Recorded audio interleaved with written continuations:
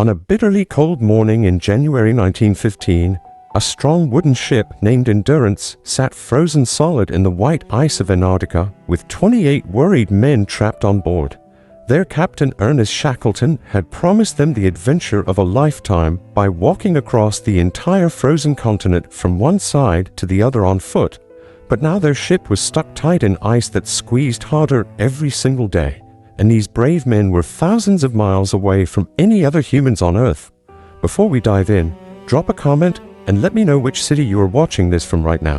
What happened next became one of the most amazing survival stories ever told, with moments so unbelievable that even the men living through it could barely believe what was happening to them. Let me take you back to how this incredible journey started many months earlier in the year 1914. Ernest Shackleton was a famous explorer from Ireland who had already tried twice before to reach the South Pole, but failed both times. After another explorer named Roald Amundsen successfully reached the South Pole in 1911, Shackleton decided he needed a new challenge that nobody had accomplished. He came up with an incredibly bold plan to cross the entire continent of Antarctica on foot, which would cover about 2,900 kilometers through freezing temperatures and deadly snowstorms. To help him achieve this impossible dream, Shackleton bought a tough wooden ship called Endurance and started looking for brave men to join his crew. The response to his expedition was absolutely incredible because thousands of men wanted to join even though they knew how dangerous it would be. Shackleton carefully picked 27 men who had different skills like sailing, photography, science, and even a carpenter to fix things when they broke.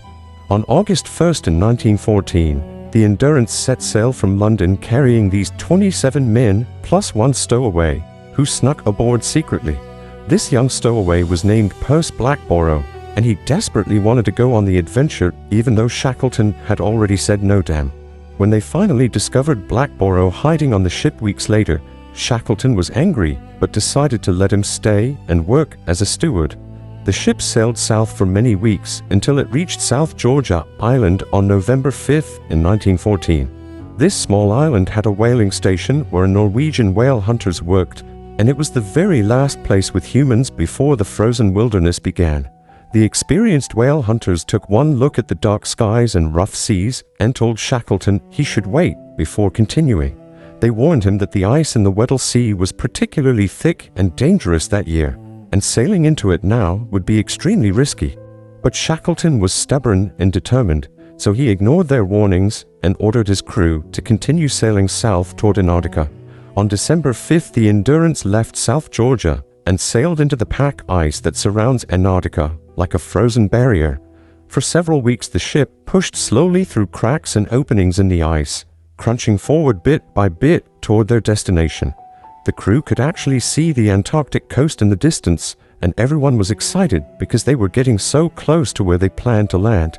But then on January 18th in 1915, something terrible happened that would change everything for these men and ruin all their carefully made plans. A strong wind from the north pushed the pack ice hard against the land, and the ice squeezed together so tightly that the Endurance became completely stuck. The ship could not move forward or backward even one single inch no matter how hard the engines pushed. Some crew members spotted a crack in the ice about 50 meters away that looked like it might be their escape route. For 3 whole hours the engines ran at maximum power trying to reach that crack, but the ship stayed frozen in place like it was glued there. The desperate men then grabbed saws and axes and climbed out onto the ice to try cutting through it by hand. They worked until their arms ached and their fingers went numb from the cold, but the ice was just too thick and strong. As the days turned into weeks, the crew watched helplessly as the ice sheet they were stuck on started drifting north, carrying them about 60 miles away from where they wanted to land. Winter was approaching Antarctica fast, and that meant something absolutely terrifying for everyone on board the ship.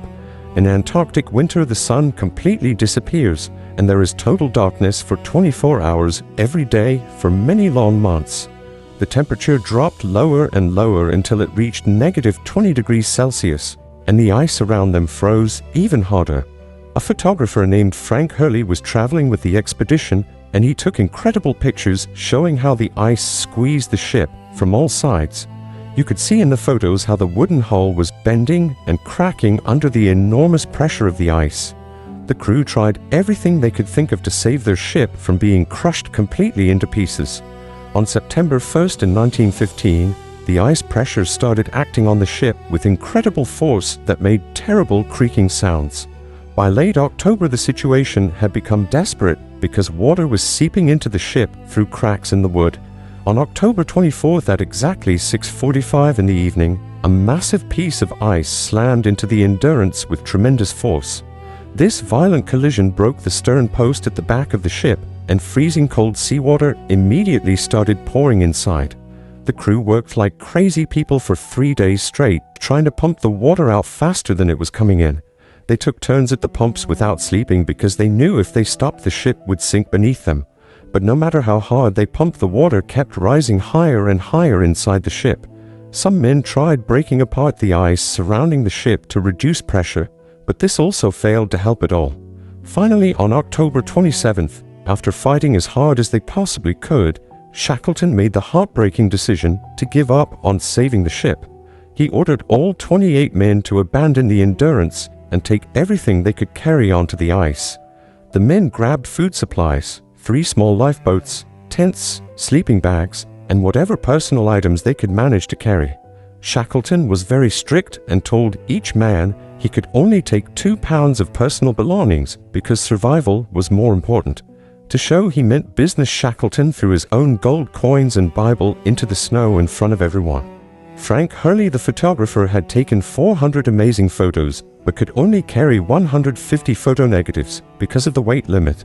Those 150 photos would later become the only visual record of this incredible adventure for people around the world to see. On November 21st, something heartbreaking happened that affected everyone deeply, even though they had already left the ship. The pressure from the ice became so incredibly strong that the Endurance suddenly rose up 20 feet into the air. Then, with a loud cracking sound, the wooden hull split apart and the ship began sinking slowly beneath the frozen water. The crew was camped on the ice only a few kilometers away, and they all watched as their ship disappeared forever. Seeing it sink felt like their last connection to the outside world was being cut, and some of the men cried openly. Now the 28 men were completely stranded on a floating sheet of ice in the middle of the Antarctic Ocean. They had no way to contact anyone because there were no radios or telephones that could reach that far back then. The crew set up a camp on a large hump of ice and named it Ocean Camp. Then they checked what supplies they had left. They found they had only about 1 month worth of food, 3 small boats, 1 sledge, and very little else to help them survive. The nearest land was an island called Perilous Island, located about 550 kilometers away across dangerous icy seas, but getting there seemed almost impossible. Shackleton decided they should try walking to Perilous Island by dragging their boats and supplies on sledges across the ice. The men loaded everything up and started pulling the heavy boats that weighed about 1 ton each toward their destination. But fate was cruel because summer was returning to Antarctica, which made the ice surface soft and slushy. After 3 hours of backbreaking work, the exhausted men looked behind them and saw they had only traveled 1 miserable mile. The journey ahead looked even worse, so Shackleton decided to stop and camp right there until conditions improved. For the next several months, the crew lived on this floating ice sheet that drifted slowly north with the ocean currents. They named their new camp Patience Camp because all they could do was wait patiently and hope for better conditions. As supplies ran low, Shackleton put everyone on strict food rations, giving them only 1 biscuit, some watered-down milk, and tiny amounts of meat each day. The crew hunted seals and penguins whenever they could find them to add to their meager food supply.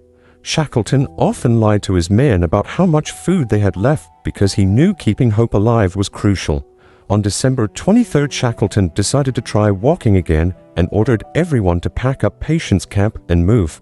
But after walking just a few kilometers, they suddenly encountered thin ice and open water blocking their path completely.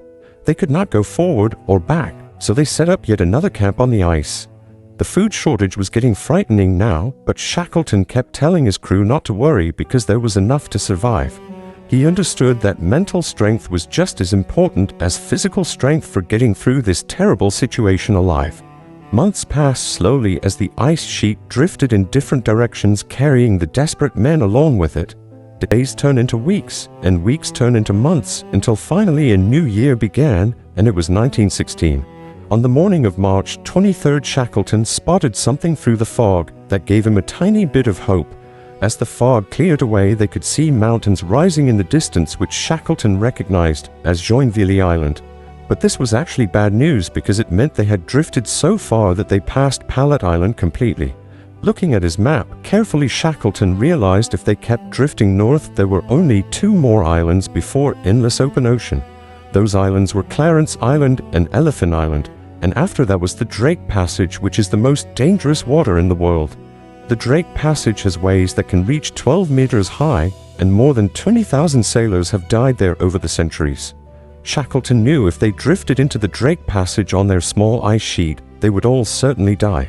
Meanwhile, the ice sheet they were living on was getting smaller every day as pieces broke off and melted away. By early April, the ice was only 50 meters long, which made it dangerously unstable for 28 men to camp on.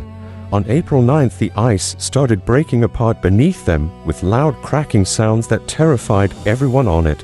Shackleton quickly ordered all the men to get into the 3 boats and start rowing away before they fell into the freezing water. They rowed desperately through chunks of ice and around massive icebergs for 7 exhausting days, fighting huge waves and bitter cold. On April 15th in 1916, after 497 days of living on ice and water, the 3 boats finally reached Elephant Island. The men jumped out onto the rocky beach and could barely believe their feet were touching solid ground again. Some of them were so happy they laughed and cried at the same time because it felt like a miracle. But their joy did not last long, because they quickly realized Elephant Island was completely uninhabited with no people or rescue supplies.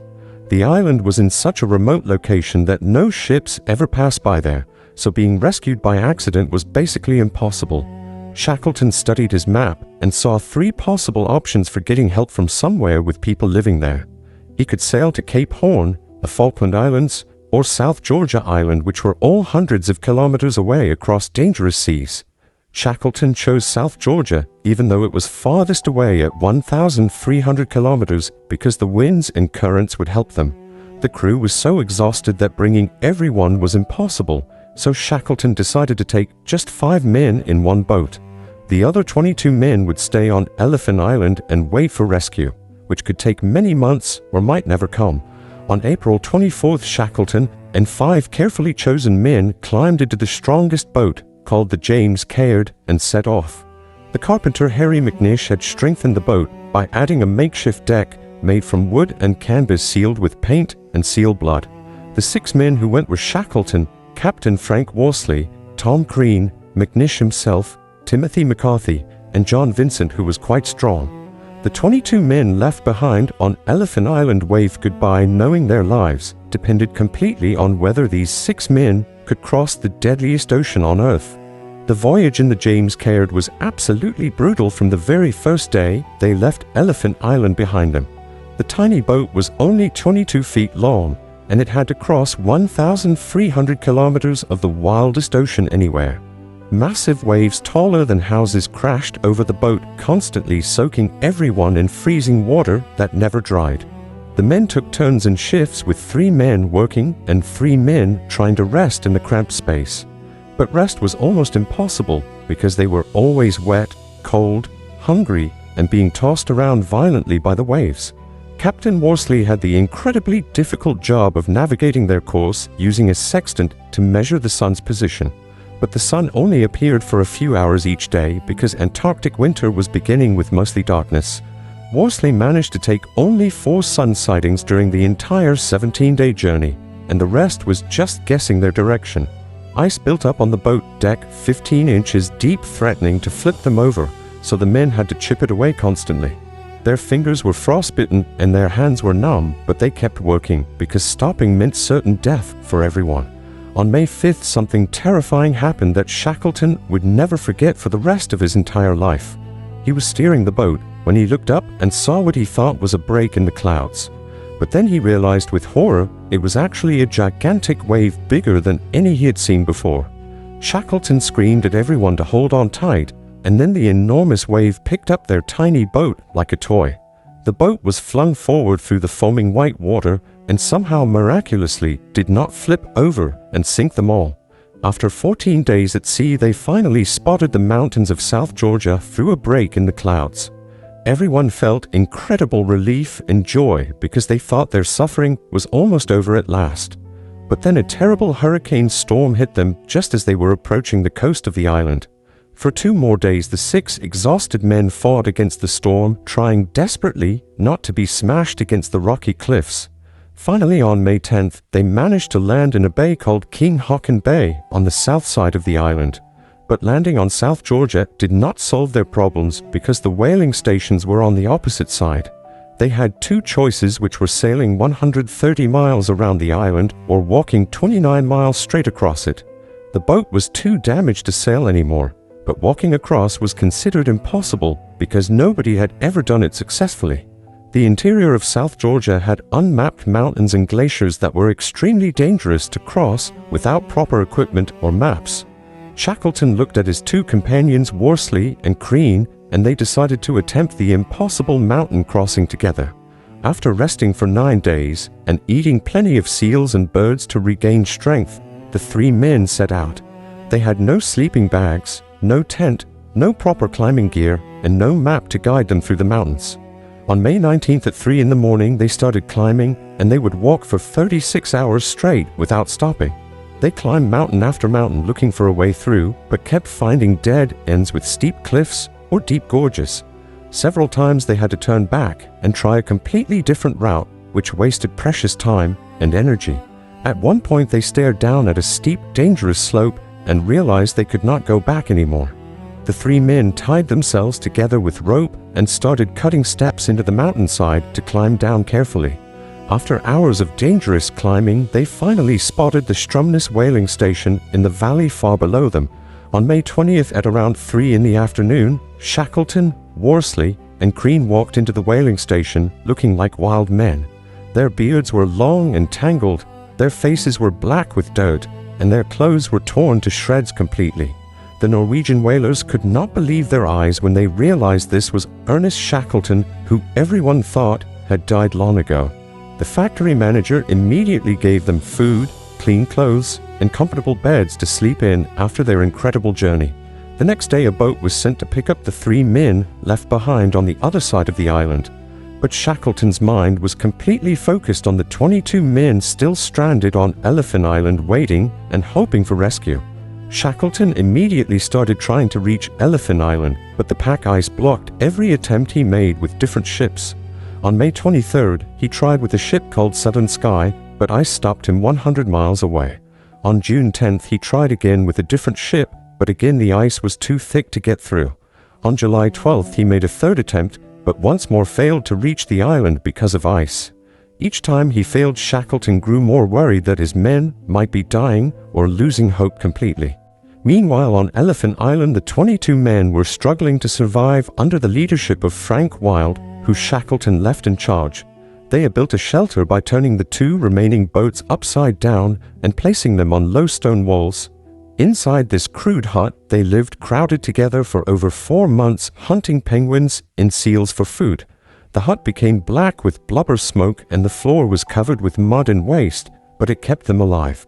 Every single morning Frank Wild would say the same thing to keep spirits up, which was "Pack your bags, boys, because the boss might come today."